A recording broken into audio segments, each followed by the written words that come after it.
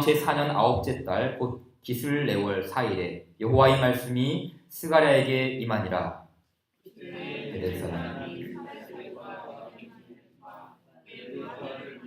여호와께 은혜를 구하고 만군의 여호와의 전에 있는 제사장들과 선지자들에게 물어 이르되 내가 여러 해 동안 행한 대로 5월 중에 울며 근신하리이까 하매 온 땅의 백성과 제사장들에게 이르라. 너희가 70년 동안 다섯째 달과 일곱째 달에 금식하고 애통하였거니와 그 금식이 나를 위하여 한 것이냐?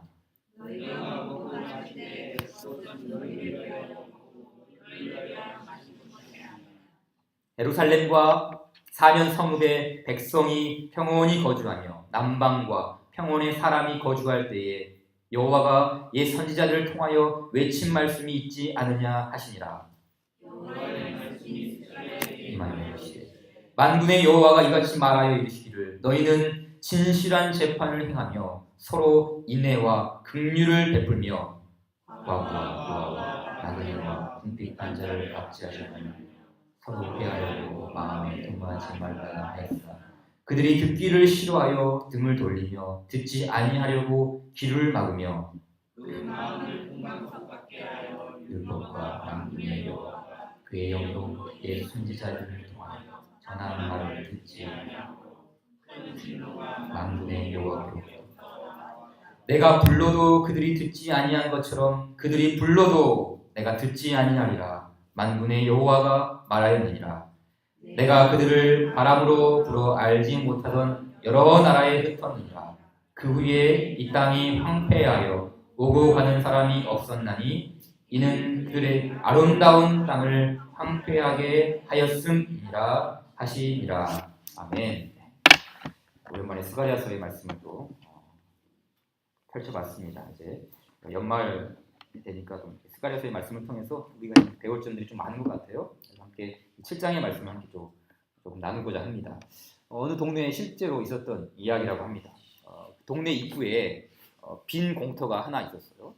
원래는 그 예전에 작은 집이 한 채 있었는데 이제 큰 길이 나면서 그 집이 팔리고 이제 짜투리 땅으로 막 이렇게 남은 거예요. 근데 언제부턴가 이 짜투리 땅에 사람들이 지나가다가 오고 가다가 쓰레기를 투척하기 시작합니다. 계속 쓰레기가 쌓이겠죠? 그러더니 이제 냄새가 나고 벌레가 꼬이고 좋지 않은 모습들이 펼쳐진 거예요. 그래서 이제 동네 사람들이 화가 나죠. 아니 이렇게 깨끗했던 동네가 왜 갑자기 이 쓰레기더미처럼 돼버리는가? 그래서 이제 사람들이 이제 구청에다가 민원을 넣었어요. 동네 입구장이 쓰레기장이 되어버렸습니다. 쓰레기 단속을 해서 벌금을 때리고 카메라를 설치해서 적발된 사람의 그 명단을 공개합시다. 그래서 주민들이 다 이 청원을 받아서 사인을 했어요. 약 60명이 서명을 합니다. 구청에서 카메라를 설치하고 그리고 직원들이 나와서 이제 단속을 하기 시작했어요. 그리고 일주일 후에 20명의 사람들이 걸렸습니다. 이 명단이 딱 나왔어요. 그리고 동네 게시판에 딱 부착을 합니다. 근데 그 중에 13명이 20명 중에 걸린 사람 20명 중에 13명이 어떤 사람이었는지 아십니까? 탄원서에 자신이 직접 사인을 한 사람들이었어요. 자신이 직접 사인을 해놓고 오고 가다가 쓰레기를 투척을 한 것이죠. 자신은 안 그런 척 했지만 실상은 본인들이 동네를 쓰레기장으로 만들었던 것이죠. 그럼 우리가 인생을 살아가면서 참 들어야 할 말도 참 많지만 듣지 말아야 할 말들이 참 많아요. 특별히 우리는 그리스도인으로서 어떤 말을 듣지 말아야 되는가? 혹시 그런 분은 이곳에 안 계신 것 같은데 혹시 살면서 어떤 사람들로부터 이런 말을 들어보셨습니까? 당신은 위선자야. 참 어감이 좋지 않죠. 위선자. 예수님께서 종교 지도자들인 바리새인들 향해서 이런 말씀하셨죠. 화 있을진저 외식하는 자요. 외식이 뭡니까? 외식. 밖에 나가서 밥 먹는 거 아닙니다. 외식. 겉으로는 안 그런 척하고 속으로는 온갖 부패한 것들이 들어있는 것이죠. 세번역 성경을 보니까 화 있을진저 위선자들이요 라고 되어 있더라고요. 위선자. 외식하는 자들이 뭐예요? 위선하는 모습이죠. 겉으로는 그런 척하고 안으로는 거짓과 속임수가 들끓는 것이죠. 오늘 본문인 이 스가랴 7장은 이제 배경이 이렇습니다. 성전 재건 공사가 우리가 쭉 배워왔던 것처럼 이제 성전 재건 공사가 거의 다 완공이 되는 시점이에요. 이제 거의 다 완공이 되었어요. 한 90% 건축이 끝났습니다.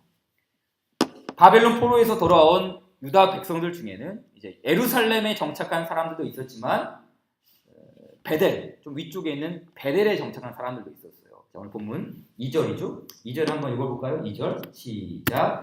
그때에 베델 사람이 사레셀과 레겜멜렉과 그의 부하들을 보내어 여호와께 은혜를 구하고, 자, 베델에 정착했던 사람들이 예루살렘, 남쪽에 있는 예루살렘으로 사람을 보냈어요. 두 명의 대표를 보내어서 은혜를 구하였다고 합니다. 그러면서 다음과 같은 질문을 던집니다. 3절에 있는 말씀이죠. 만군의 여호와의 전에 있는 제사장들과 선지자들에게 물어 이르되 내가 여러 해 동안 행한 대로 5월 중에 울며 근신하리이까? 뭘 물어봤죠?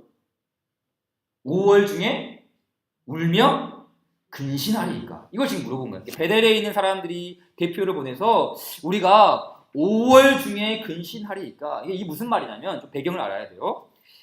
유대인들의 달력으로 5월달, 태양력이 지금 말하는 태양력이 아니라 유대인들의 그 5월을 말하는 거예요. 근데 이 유대인들의 5월달은 어떤 날이냐면 그들이 멸망한 날이에요.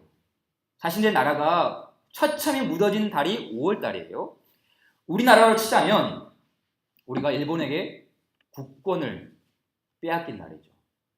경술국치라고 그러죠. 한일합방이라는 말을 쓰는데 1920년 경술년 8월 29일 날 우리나라가 일본으로부터 나라 전체를 통째로 뺏겨버려요. 경술국치. 그래서 경술년에 국가의 수치를 당했다 해서 경술국치라고 했어요. 그날에도 우리나라 사람들은 식음을 전폐했어요. 나라를 빼앗겨버렸으니 무슨 밥이 들어갑니까? 나라를 빼앗겼으니 무슨 즐거움이 있겠어요. 그래서 남녀노소 할 것 없이 모두가 밖에 나와서 대성통곡을 하며 온 나라가 울음바다가 됐어요. 그게 경술국치예요. 마찬가지입니다. 이스라엘 백성들이 멸망한 날 5월달은 그날은 결혼식 안 잡습니다. 회갑잔치 안 합니다. 5월달은 온 나라가 슬픔에 비통에 잠기는 날이에요. 그래서 그 5월이 되면 해마다 뭐 했어요? 울며 근신한 거예요. 또 그 밑에 있는 5절 말씀 보니까 5절도 한번 읽어볼까요? 여기 한영복 읽어볼까요? 시작. 온 땅의 백성과 제사장들에게 이르라. 너희가 70년 동안 다섯째 달과 일곱째 달에 금식하고 애통하였거니와. 자, 금식과 애통을 몇 년 동안 이어갔다고요? 몇 년이요? 70년. 그러니까 해마다 다섯째 달과 이거 몇 번째 달이요? 일곱 번째. 이 일곱 번째 달은 또 어떤 일이 있었냐면 예루살렘이 멸망하고 나서 유다의 총독, 임시 총독을 세웁니다. 그다랴 혹은 그달리아라는 사람이에요. 열왕기 상하에 보면 나오는데요. 이 그다랴가 임시 총독이었는데 암살을 당해요. 암살. 그러니까 이 임시 총독도 이렇게 죽어버린 거예요. 암살 당해서. 5월에 울고 7월에 금식하며 애통을 한 거예요. 무려 70년 동안 이 일을 지속적으로 꾸준하게 이어왔습니다. 여러분 얼마나 대단한 일입니까? 할아버지, 아버지, 아들 3대를 이어서 이렇게 3대를 이어서 70년 동안 다섯째 달과 일곱째 달에 금식하며 애통했어요. 나라를 빼앗긴 그 치욕, 그 경술국치를 생각하면서 애통했던 것이죠. 그런데 이제 성전 재건이 이제 마무리되어 가고 있어요. 성전 재건. 회복이 되어가고 있다는 것이죠. 또 우리 나라를 보니까 이 예루살렘 나라를 보니까 이스라엘이 어느 정도 정상 궤도로 진입을 한 것 같아요. 이제 나라의 깃들도 마련되고 다시 주권이 회복되는 그런 상황 가운데 있는 것 같아요. 그래서 그들 사이에서 이런 질문이 오고 가는 거예요. 야, 우리가 그동안 지켜왔던 금식을 그만해야 되는 거 아닌가? 이제 나라도 회복되어 가는데 그만해도 되지 않냐? 아니. 계속 지켜야 돼. 이런 질문들, 이런 토론들이 오고 간 거예요. 그래서 한쪽에서는 5월과 7월의 금식을 중단해서는 안 됩니다. 우리가 어떻게 그런 일을 지켜왔는데 성전이 재건되었다고 그만할 수 있단 말입니까? 다른 한쪽에서는 아닙니다. 하나님은 이미 우리를 회복시키셨습니다. 오히려 금식보다는 우리가 즐거워하고 기뻐하고 우리가 그 금식한 음식을 나그네들이나 이방인들에게 대접합시다. 그래서 한쪽은 금식 찬성파, 한쪽은 금식 개혁파. 하나님은 이 두 파의 토론을 듣고 결론을 내리십니다. 자, 어느 쪽에 손을 들어주실까요? 금식 찬성파입니까? 금식 개혁파입니까? 찍어보세요. 네. 정답 있습니까? 설교자의 말에 휘둘리면 안 됩니다. 성경을 좀 보세요. 하나님은 금식 찬성파도 아니고 금식 개혁파도 아닙니다. 자, 오늘 본문 다시 5절을 제가 읽겠습니다. 온 땅의 백성과 제사장들에게 이르라. 너희가 70년 동안 5째 달과 7째 달에 금식하고 애통하였거니와. 그 다음 시작. 그 금식이 나를 위하여 한 것이냐? 2번이나 말씀하죠. 하나님이 내리신 결론이 뭡니까? 이스라엘 백성들아, 야, 너희들이 70년 동안 금식의 날을 지켜왔구나. 야, 정말 잘했다. 정말 수고했어. 너희가 드디어 내게 돌아온 증거이구나. 내가 너희를 얼싸안고 춤추며 기뻐하겠다. 이렇게 말하는 것이 아니라 칭찬은커녕 그 금식이 나를 위한 것이냐? 내가 다시 묻겠다. 그 금식이 정말 나를 위한 것이었냐? 무슨 뜻이죠? 하나님을 위한 금식이 아니었다는 거예요. 무려 70년 동안 이어온 역사적, 민족적 전통이었지만 실상은 하나님과는 아무런 상관이 없는 그들만의 전통이었다는 뜻입니다. 6절 말씀도 보세요. 6절 읽어볼까요? 시작. 너희가 먹고 마실 때에 그것은 너희를 위하여 먹고 너희를 위하여 마시는 것이 아니냐. 무슨 말이죠? 금식도 자기를 위하여서, 먹는 것도 자기를 위하여서. 겉으로는 민족을 위하여, 나라를 위하여, 하나님을 위하여 금식하였지만 실상은 자신을 위한 금식이었어요. 이게 뭐죠? 외식, 종교적인 위선, 이것이죠. 여러분, 우리의 신앙생활을 마비시키는 독이 있다면 다른 게 아니에요. 이거 위선, 외식. 실상은 그러지 않으면서 그런 척, 하나님을 위한 척, 믿음이 있는 척. 이게 오히려 나는 믿음 없다고 말하는 것보다 더 독한 독이죠.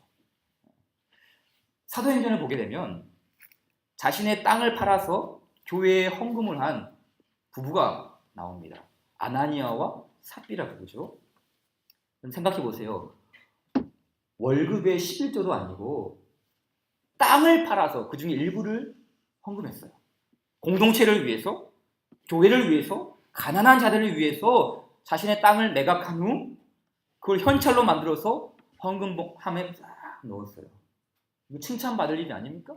하나님이 기뻐하시는 일 아닌가요?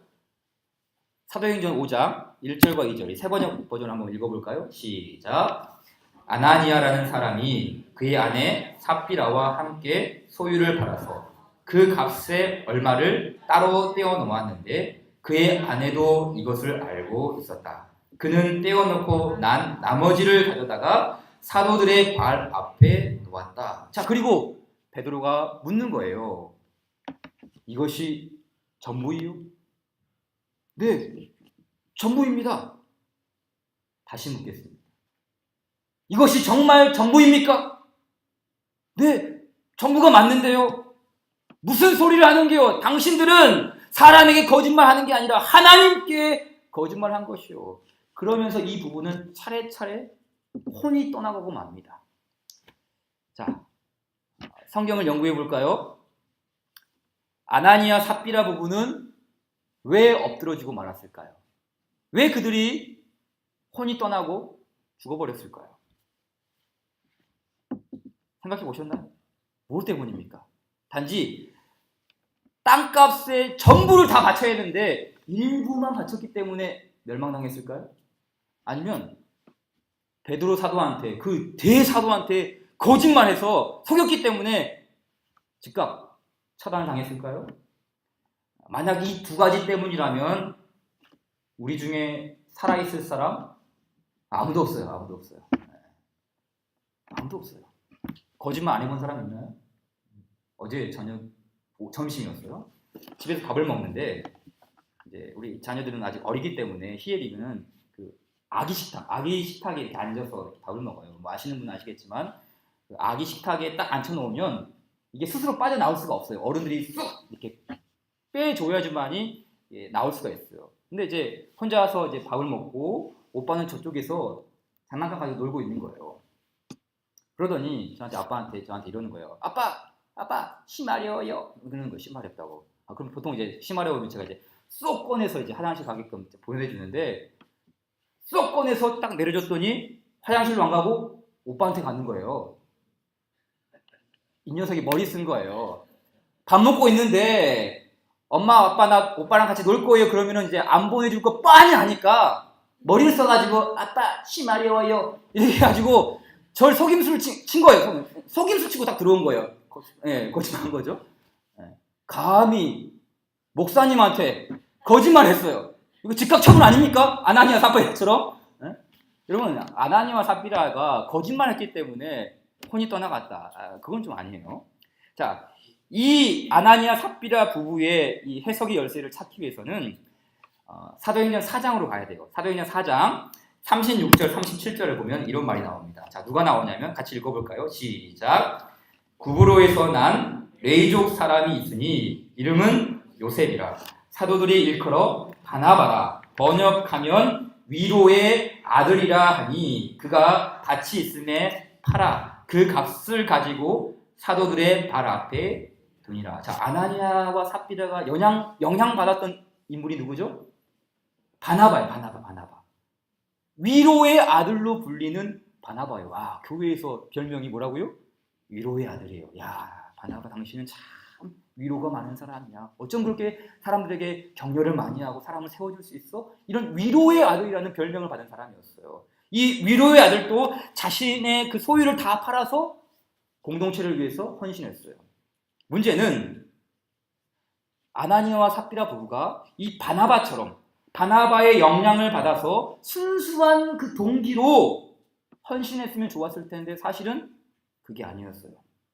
그들의 마음속에는 이와 같은 음성이 꿈틀거립니다. 바나바가 땅을 팔았더니 교회의 지도자가 되었네. 바나바가 헌신했더니 사람들이 머리 숙여 인사하네. 와, 이 위로의 아들이래.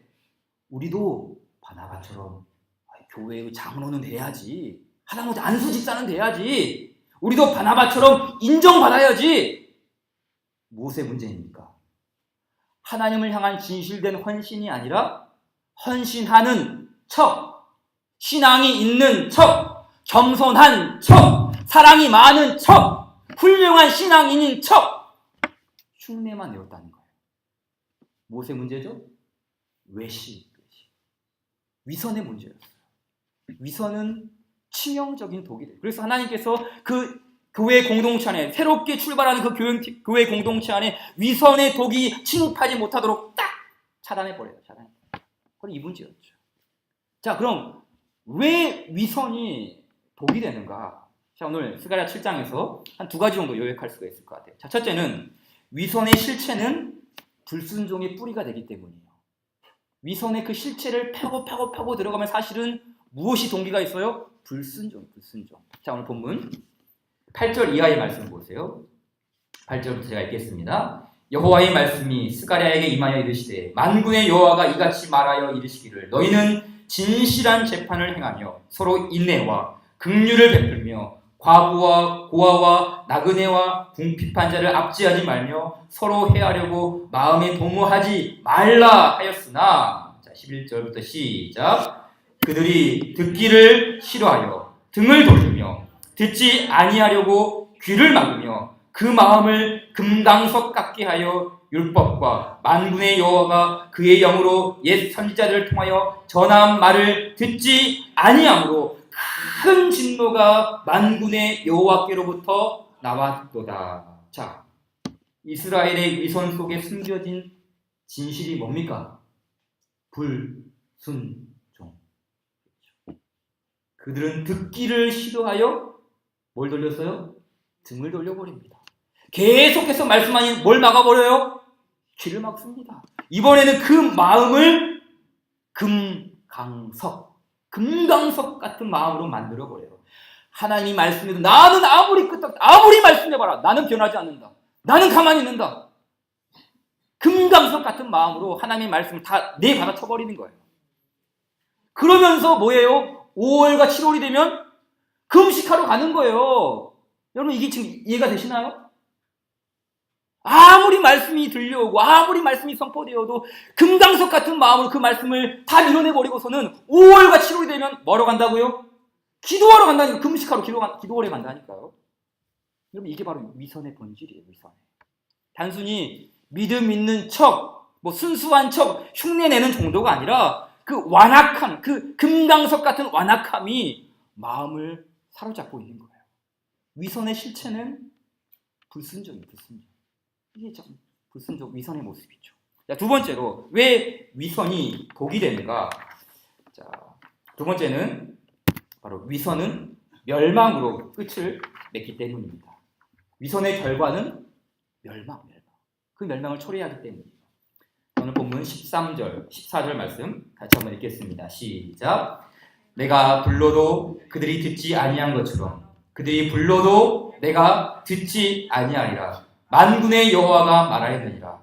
내가 그들을 바람으로 불어 알지 못하던 여러 나라에 흩었느니라. 그 후에 이 땅이 황폐하여 오고 가는 사람이 없었나니 이는 그들이 아름다운 땅을 황폐하게 하였음이니라 하시니라. 자, 그렇죠? 그들이 바람에 날려가는 먼지처럼 여러 나라로 흩어진 이유가 뭡니까? 오고 가는 사람이 없을 정도로 황폐한 땅이 된 이유가 무엇 때문입니까? 위선의 두드러긴 불순종 때문이 아닙니까? 위선의 독이 불순종을 퍼뜨렸고 결국 이스라엘은 멸망으로 빠져들어갔어요. 위선, 불순종, 멸망. 이게 하나의 흐름이에요. 흐름. 위선에서 시작해서 불순종으로 열매를 맺고 결국은 멸망으로 끝나는 것. 이게 위선의 실체죠. 아나니아와 삽비라 부부도 마찬가지 아닙니까? 그들이 처음부터 위선자가 아니었어요. 순수한 마음으로 교회에 문을 두드렸어요. 또. 예수님 믿는 공동체가 이런 공동체구나. 우리 신앙생활 한번 해볼까? 하지만 점점 마음이 금강석처럼 굳어집니다. 결국은 하나님을 대적하는 인생이 되고 말았어요. 위선의 실체는 불순종이고 불순종은 멸망을 다운합니다. 자, 그럼 지금 또 중요해요. 자, 그럼 어떻게 하면 우리가 이 위선의 독을 치유할 수 있을까요? 위선의 독을 치료하는 방법이 뭘까? 자, 두 가지 정도 함께 나누도록 하겠습니다. 자, 첫 번째는 나의 민낯을 인정하는 것에서부터 우리가 출발해야 됩니다. 나의 부족함과 나의 그 민낯을, 나의 그 쌩얼을, 영적인 그 쌩얼을 공개할 수 있고 인정할 수 있는 그 믿음이 필요해요. 그럼 본문에서 하나님이 책망하시는 이유가 뭐죠? 그 금식이 나를 위한 것이냐? 다시 묻겠다. 그 금식이 정말 나를 위한 것이냐? 이렇게 적나라하게 잘못을 지적하는 이유가 무엇입니까? 다른 게 아니죠. 너희의 본질을 알라는 거예요. 너희의 본질을. 그럼 생각해 보세요. 외식이라는 것은 자기 스스로 깨달을 수가 없어요. 누군가 충고하지 않고서는 그 위선을 깨닫기 어렵습니다. 성경에 보면 예수님께서 왜 그토록 바리새인들 향해서 분노하셨습니까? 마치 그 영화에 나오는 헐크처럼 예수님이 헐크처럼 변해서 막 바리새인들 향해서 호통을 치셨어요. 화 있을진저 바리새인들아. 분명 책망이 맞죠? 근데 예수님 왜 그토록 화를 내셨는가? 다른 게 아니에요. 예수님은 바리새인들이 그 예수님의 말씀을 듣고 깨닫기를 원하셨어요. 바리새인이 누구입니까? 종교 지도자들이거든요. 그 율법의 말씀을 해석해주고 가르쳐주는 사람들이에요. 바리새인, 파리사이스라고 구별된 사람, 거룩한 백성, 거룩한 제사장, 이 바리새인들이었어. 그런데 바리새인이 그렇게 살아야 했던 바리새인이 실상 그렇지 못한 거예요. 그러니까 예수님이 오셔서 바리새인들을 책망하면서 동시에 그들이 돌아오기를 바랬던 거예요. 실제로 예수님의 말씀을 듣고 열매를 맺은 바리새인이 한 명 있어요. 물론 거의 모든 바리새인들은 돌아오지 못했어요. 그런데 돌아온 바리새인도 있습니다. 누구인지 아십니까? 요한복음 3장에 나오는 니고데모라는 사람이에요. 자, 한번 같이 한번 읽어볼까요? 시작. 그런데 바리새인 중에 니고데모라 하는 사람이 있으니 유대인의 지도자라. 그가 밤에 예수께 와서 이르되 랍비여, 우리가 당신은 하나님께로부터 오신 선생인 줄 아나이다. 자, 언제 왔어요? 낮에요? 밤에요, 밤에. 아무도 보지 않는 밤에 찾아왔어요. 사람의 눈을 피해서 왔다는 것이죠. 뭡니까? 위선이죠, 위선. 오전에는 거룩한 바리새인으로서 유대인의 지도자로서 종교적인 행색을 갖춥니다. 그런데 밤이 되면 영혼이 답답해요. 야, 내가 지금 잘 가고 있는 걸까? 아, 이게 아닌 것 같은데. 이렇게 하면 내가 천국에 갈 수 있는 걸까? 저녁마다 영혼이 막 지끈거리는 거예요. 그래서 요즘 그 예수라는 선생님이 바리새인들을 책망하고 다니는데 그분을 한번 만나볼까? 그래서 밤중에 예수님을 찾아가요. 결국 어떤 일이 일어나는가? 예수님과의 만남을 통해서 이 니고데모의 민낯이 다 드러납니다. 다 드러나요. 예수님이 그 거듭남에 대해서 설명을 하시자 그는 전혀 이해를 못 듣는 거예요. 예수님 말씀은 물과 성령으로 거듭남, 이 중생하는 성령으로 거듭나는 것을 설명했는데 그 당시 최고 학벌이었던 바리새인 니고데모가 뭐라 그랬냐면 그럼 엄마 뱃속으로 다시 들어갔다가 태어난 게 거듭남입니까? 예수님이 뭐라 그런지 아십니까? 예수께서 그에게 대답하여 이르시되 너는 이스라엘의 선생으로서 이러한 것을 알지 못하느냐? 무슨 말입니까? 너 이제 보니 가짜구나. 네가 아무리 성경을 많이 하고 네가 아무리 율법에 능통했다더라도 너 그 말이 지금 무슨 말인지 모르겠니? 너 가짜구나. 네가 가지고 있는 그 율법 지식이 너를 구원하는 게 아니야. 네가 자랑하는 그 율법적 행위가 너를 구원하는 게 아니야. 니고데모의 민낯이 다 드러났어요. 그 훌륭한 선생이었던 백성들로부터 존경을 받던 그 니고데모의 민낯이 처참하게 발가벗겨졌어요.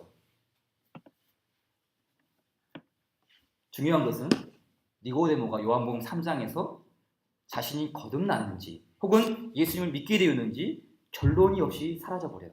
이 말씀을 끝으로 니고데모가 잘 안 나옵니다. 그런데 맨 마지막에 가서 요한복음 19장에 니고데모가 나와요. 그때가 언제냐면 예수님이 십자가에 못 박혀 죽으신 이후에요. 19장 39절 같이 한번 읽을까요? 시작. 일찍이 찾아왔던 니고데모도 몰약과 침량 섞은 것을 100리트라쯤 가지고 언제 무슨 일이 일어났죠? 니고데모가 예수님의 죽음을 정리하고 있어요. 장사를 하고 있어요. 이 말은 니고데모는 예수님을 믿게 되었다, 안 믿게 되었다? 믿게 된 거예요. 그 자신의 민낯을 인정하고 자신의 부족함을 인정하고 있는 모습 그대로 자신의 그 위선을 인정했어요. 그래서 더 이상 밤에 찾아오는 것이 아니라 이제는 십자가 앞으로 찾아왔어요. 그렇죠? 더 이상 밤에 찾아온 것이 아니라 이제는 십자가 앞으로 찾아온, 예수님 앞으로 지금 찾아온 거예요. 내가 왕 바리새인입니다라는 그런 책이 있어요. 내가 왕 바리새인, 바리새인 중에 가장 괴수, 왕 바리새인입니다라는 그런 책이 있는데 그 책에 보면 이런 문장이 나와요. 내가 가짜라는 것, 내가 주님 뜻을 거스르고 있다는 사실이 발각되는 것만큼 행복한 것이 없습니다. 내가 적나라하게 벌거벗겨져야 회개하고 하나님께 돌아올 수 있습니다. 그렇죠.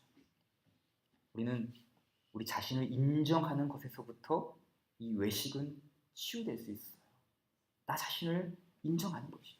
거기서부터 이 외식의 위선의 독을 치유하는 영적인 호르몬이 분비되는 거예요. 자, 두 번째로, 자, 우리가 어떻게 하면 이 위선의 독을 치유할 수 있는가? 그건 다른 게 아닙니다. 오직 하나님의 은혜만이 우리를 치유할 수 있습니다. 믿습니까? 하나님의 은혜, 하나님의 은혜. 오늘 본문 한번 좀 보도록 하겠습니다. 우리 8절 이하의 말씀 한번 좀 볼까요? 8절 이하의 말씀 한번 쭉 읽어보도록 하겠습니다. 7장 8절, 9절, 10절까지만 한번 읽어볼까요? 시작. 여호와의 말씀이 스가랴에게 임하여 이르시되 만군의 여호와가 이같이 말하여 이르시기를 너는 진실한 재판을 행하며 서로 인애와 긍휼을 베풀며 가부와 고아와 나그네와 궁핍한 자를 압제하지 말며 서로 해하려고 마음에 도마하지 말라 하였으나, 자, 이 마지막은 하였으나라고 하지만 이 말씀이죠. 진실을 행하며, 진실한 재판을 행하며 서로 인애와 긍휼을 베풀며 과부와 고아와 나그네와 궁핍한 자를 압제하지 않는 것. 이 어떤 사람들이만 할 수 있습니까? 여호와 하나님의 은혜를 받은 사람들이 할 수 있는 것이죠. 그렇죠? 하나님은 이러한 모습을 요구하셨지만 그들 가운데에 그 은혜가 없었기 때문에 그 은혜가 있어야 독을 치료할 수 있는데 그 위선의 독을 치료하지 못하니까 지금 이러한 불순종을 낳게 된 것이죠. 그래서 이 7장에서는 뭘 말하냐면 이스라엘의 위선을 드러내는 것. 그렇죠? 너희 가운데는 지금 이런 위선의 독이 있다. 이런 치명적인 외식. 이런 외식의 독이 너희 가운데 있다가 7장이 메시지예요. 그런데 8장으로 넘어가면 이제 그 위선을 치유하고 해독하는 하나님의 은혜가 나옵니다. 자, 말씀 8장 18절부터 봅시다. 8장 쭉 내려가서요. 8장 18절 제가 읽겠습니다. 만군의 여호와의 말씀이 내게 임하여 이르시되 만군의 여호와가 이같이 말하노라. 넷째 달의 금식과 다섯째 달의 금식과 일곱째 달의 금식과 열째 달의 금식이 변하여 유다 족속에게 기쁨과 즐거움과 희락의 절기들이 되리니 오직 너희는 진리와 화평을 사랑할지니라. 만군의 여호와가 이와 같이 말하노라. 다시 여러 백성과 많은 성읍의 주민이 올 것이라. 이 성읍 주민이 저 성읍에 가서 이르기를 우리가 속히 가서 만군의 여호와를 찾고 여호와께 은혜를 구하자 하면 나도 가겠노라 하겠으며 많은 백성과 강대한 나라들이 예루살렘으로 와서 만군의 여호와를 찾고 여호와께 은혜를 구하리라. 만군의 여호와가 이와 같이 말하노라. 그 날에는 말이 다른 이방 백성 10명이 유다 사람 하나의 옷자락을 잡을 것이라. 곧 잡고 말하기를 하나님이 너희와 함께 하심을 들었나니 우리가 너희와 함께 가려 하노라 하리라 하시니라. 아멘. 자, 금식이 어떻게 변합니까?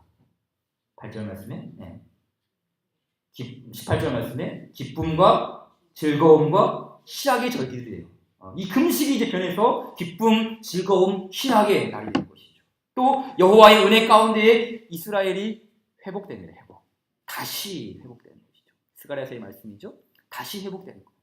이방 나라들까지, 그죠? 예루살렘만 회복되는 게 아니라 이방 나라들까지도 함께 회복의 은혜를 누리게 됩니다.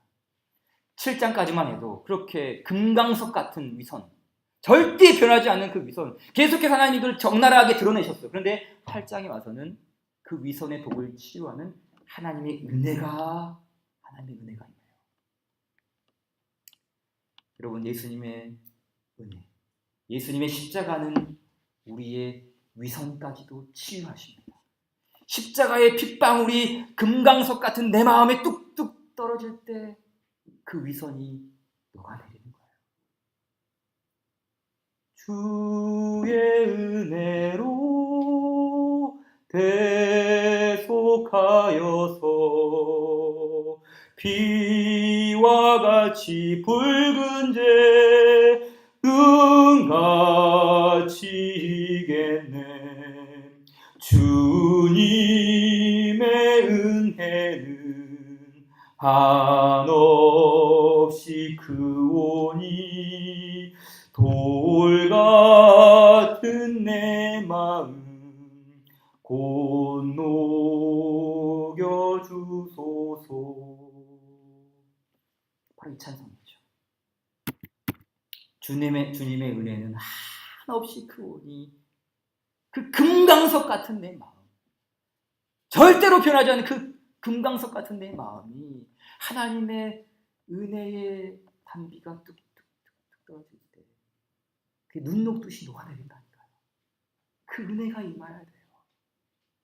아무리 우리가 옆에서 소리치고 말하고 잔소리하고 뭔가를 말해도 아니요, 그 굳은 마음 절대로 변하지 않습니다. 오직 여호와의 은혜 십자가의 은총만이 우리 마음 가운데 떨어질 때 그 위선의 독이 녹아내리는지 믿습니다. 그 은혜를 구하셔야 돼요. 그 은혜를. 그래서 절대로 변하지 않아요. 금강석 같은 마음 절대로 녹지 않습니다. 하나님의 은혜가 작동돼야 되는 거예요. 찰스 스펄전 목사님이 쓰신 목회론이라는 책에 보면 이런 내용이 나와요. 영국의 한 마을에 젊은 목사가 새로 담임 목사로 부임을 해왔어요. 이 목사는 학력도 좋고 언변도 좋고 소위 말해 스펙을 갖춘 목사였어요. 하루는 모든 주일 예배를 마치고 이제 다 돌아갔죠. 그리고 목사님은 이제 목사관에서 휴식을 취하고 있는데 저녁에 7시, 8시에 이 교인들이 구름대처럼 몰려온 거예요. 그리고 기도회를, 예정되지 않았던 기도회를 시작하는 거예요. 이 목사가 와서 딱 사람을 보니까, 숫자를 세어보니까 주일 난 예배보다 더 많은 숫자가 나온 거예요. 그래서 물어봤어요. 집사님 어떻게 된 겁니까? 어디서 이런 많은 사람들이 와서 기도회를 하고, 그리고 기도회는 예정되지 않았잖아요. 왜 무슨 일입니까? 알고 봤더니 이런 에피소드가 있었어요. 목사님이 이제 새로 부임한 후 계속된 설교를 듣고 또 가르침을 받으면서 그 교인들이 뭐라 그럴까요? 그 영적인 감이랄까, 영적인 오감이라 그럴까요? 그 영적인 그 감을 통해서 이 목회자가 거듭나지 못한 목사라는 걸 간파한 거예요. 화려하고 말솜씨 좋고 스펙이 좋았지만 사실 영적으로 예수님을 만나지 못한 목사라는 것을 꿰뚫어 본 것이죠. 그런데 중요한 것은 그 다음에 일어난 일이에요. 교인들이 이 거듭나지 못한 목회자를 쫓아내거나 사임을 요구한 것이 아니라 지금 뭐하러 왔다고요? 기도회를 열었어요. 누구 때문에요? 그 목사님, 자기 담임 목사님. 그럼 놀랍지 않습니까? 목사가 거듭나지 않아서 거듭나지 못한 설교를 하고 있는데 당장 교회 그만두시오, 나가시오, 이렇게 해야 하는 게 순서인데 그 난예보다 더 많은 교인들이 모여서 우리 목사님을 위해서 기도합시다, 우리 목사님의 거듭남을 위해서 기도합시다, 목사님의 믿음을 위해서 기도합시다. 기도회를 연 거예요. 더 놀라운 것은 이 목사가 자신이 거듭나지 못했다는 그 교인들의 말을 듣고 그 자리에 자신도 기도회에 참석했다는 거예요. 무슨 말이야?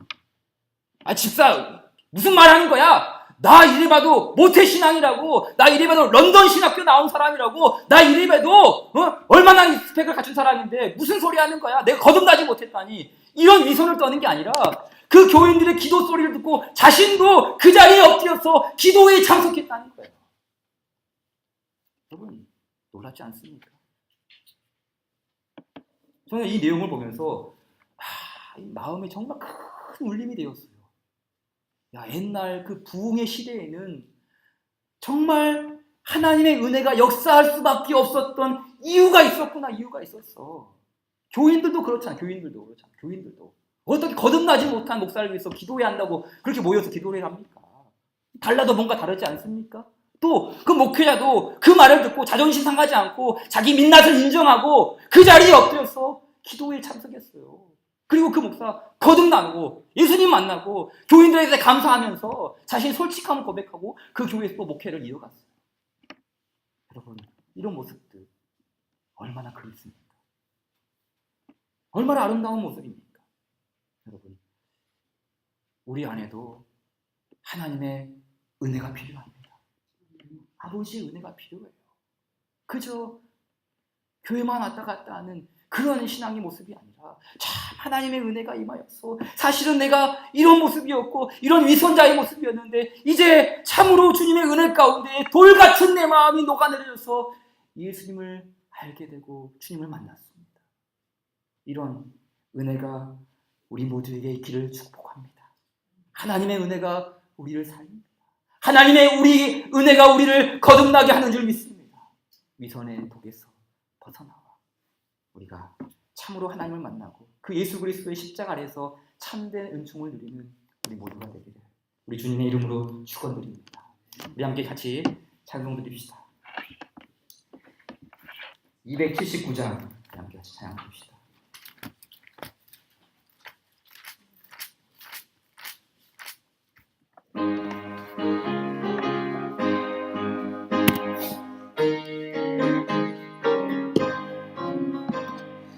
인내하신 그새 주여 내가 비오니 죄인 오라 하실 때에 날 부르소서. 주여 주여 내가 비오니 죄인 오라 하실 때에 날 부르소서. 자비하신 보좌 앞에 울어 엎드려 자복하고 회개하니 믿음 주소서. 주여 주여 내가 비오니 죄인 오라 하실 때에 날 부르소서. 주의 공로 의지하여 주께 가오니 상한 마음을 고치시고 구원하소서. 주여 주여 내가 비오니 죄인 오라 하실 때에 날 부르소서. 만복 근원 우리 주여 위로하소서. 우리 주와 같으시니 어디 있을까. 주여 주여 내가 비오니 죄인 오라 하실 때에 날 부르소서. 우리 목소리로만 찬양합시다. 주여 주여 주여 주여 내가 비오니 죄인 오라 하실 때에 죄인 오라 하실 때에 날 부르소서. 주님 주여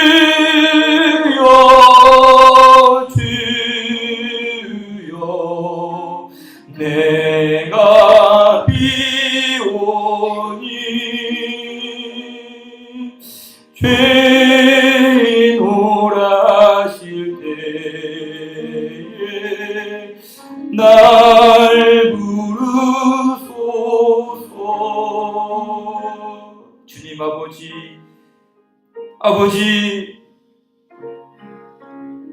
죄인 오라 하실 때 날 부르소서. 주님, 이놈이 죄인입니다. 외식하고 위선하며 흉내내며 안 그런 척하며 믿음 있는 척하며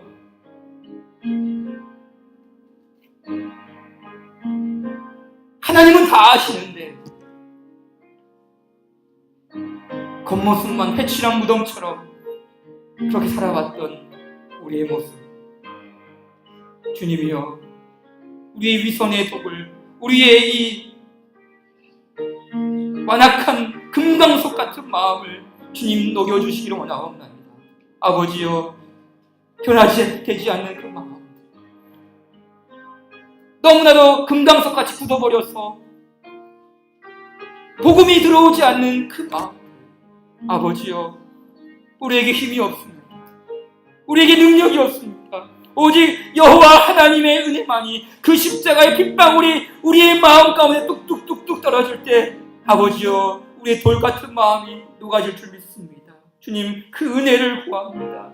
주여 인내하신 곳에 주여 내가 비오니, 주님이여, 우리가 주의 은총을 구하오니 우리에게 이 은혜를 허락하여 주시옵소서.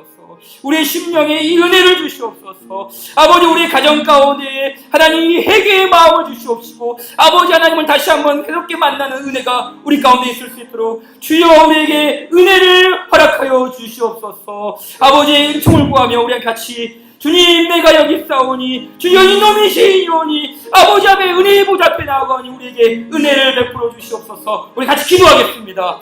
살아계신 하나님 아버지, 주님, 우리에게 은혜를 베풀어 주시옵소서. 하나님 아버지, 결코 아버지 우리의 힘과 능력으로 아버지 금강석 같은 마음을 하나님 돌이킬 수 없음을 고백합니다. 아버지 하나님, 주님이여, 이 골같이 굳어버린 마음, 듣지 아니하는 귀, 아버지 등을 돌려버린 마음, 아버지 오늘 이것이 내 모습은 아닙니까? 아버지 이것이 오늘 우리의 가정의 모습은 아닙니까? 하나님이여, 이 위선의 모습, 하나님 이 하나님 외식의 모습 속에서 하나님 우리가 돌이킬 수 있도록 우리에게 은혜를 주시옵소서. 하나님의 은혜 앞에 무릎 꿇을 수 있고, 하나님 죄인오라 하실 때 날 부르소서. 아버지 하나님 앞에 나 엎드리며 참으로 나 자신이 어떤 존재인지를 알고 깨닫고 주님 앞에 엎드릴 수 있는 믿음을 주시옵소서. 하나님 아버지 하나님, 참으로 하나님 믿음인지 우리의 완악한 모습들을 용서하여 주시옵소서. 아버지, 실상 하나님 그 모든 실상을 알고 계신 그 하나님 앞에 엎드리며 아버지 그 위손의 독이 치유되기를 원하옵나이다. 오 주여, 우리에게 은혜를 베풀어 주시옵소서. 오 주님, 우리에게 은혜를 내려 주시옵소서. 하나님, 금강석 같은 마음, 돌 같은 우리의 마음을 녹여 주시옵소서. 주님의 은혜로 돌 같은 내 마음 녹여 주시옵소서. 아버지 하나님, 주님 도와주시기를 간절히 주님이여, 우리에게 은혜를 주님 은혜를 보여주시옵소서. 하나님 감사합니다. 오 아버지, 주님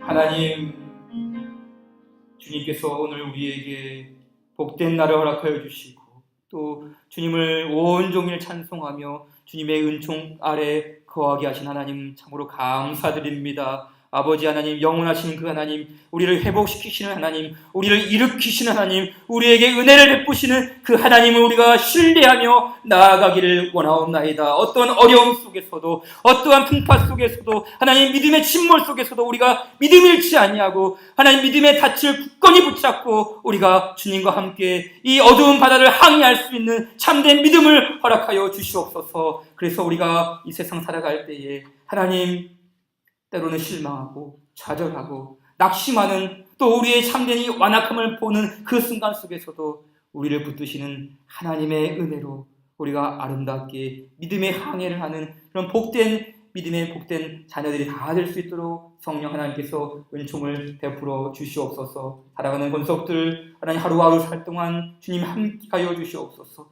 주의 손이 역사하여 주시고 주의 영이 함께 임하여 주셔서 선한 길로 인도하여 주시옵소서. 만나고 교제하고 함께 나누는 모든 사람들에게 복이 되게 도와주시고 만남의 축복도 허락하여 주셔서 우리가 하나님 영광 위하여 먹든지 마시든지 무엇을 하든지 주의 영광 가운데 거하는 주님의 권속들 다 되게 하여 주시옵소서. 특별히 하나님의 자녀들과 어린 영혼들과 우리 가정을 주님 앞에 올려드립니다. 하나님이여, 우리 가운데에 실족한 영혼이 나오지 아니하도록 우리 영혼을 붙드시는 그 하나님의 은혜가 우리 가정 가운데 충만히 임할 수 있도록 주님 선한 은혜를 베풀어 주시옵소서. 오늘 또 사랑하는 권속들 주님의 이름으로 모였다가 함께 흩어질 때에 주님이여, 우리가 영원토록 함께 동행하여 주시고 일주일 동안 사는 날 동안 우리가 함께 기쁨 가운데 다시 얼굴을 맞대며 주님을 찬송하는 그날 가운데 다시 만날 때까지 강건하게 살아갈 수 있도록 주님 역사하여 주시옵소서. 우리 구주 예수님의 이름 받들어 감사하며 기도드리옵나이다.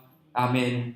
하늘에 계신 우리 아버지여, 이름이 거룩히 여김을 받으시오며 나라의 임하옵시며 뜻이 하늘에서 이룬 것 같이 땅에서도 이루어지이다.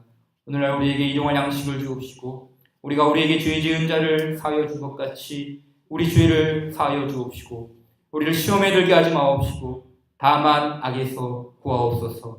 대개 나라와 권세와 영광이 아버지께 영원히 있사옵나이다.